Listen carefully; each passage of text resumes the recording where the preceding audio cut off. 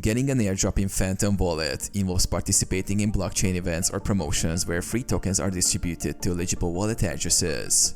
Here's how to prepare for and receive airdrops in your Phantom Wallet. Set up Phantom Wallet.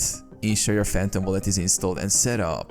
Copy and save your wallet address, as it will be required to participate in airdrops. Fund your wallet. Some airdrops require a small amount of SOL to cover transaction fees for claiming the tokens. Add a small balance to your wallet if needed. Look for airdrop opportunities. Stay informed about ongoing or upcoming airdrops by following Solana-based projects on platforms like Twitter, Discord, or Telegram. Use websites like Airdrop Alert or Earnify to discover airdrops you may qualify for. Meet eligibility requirements.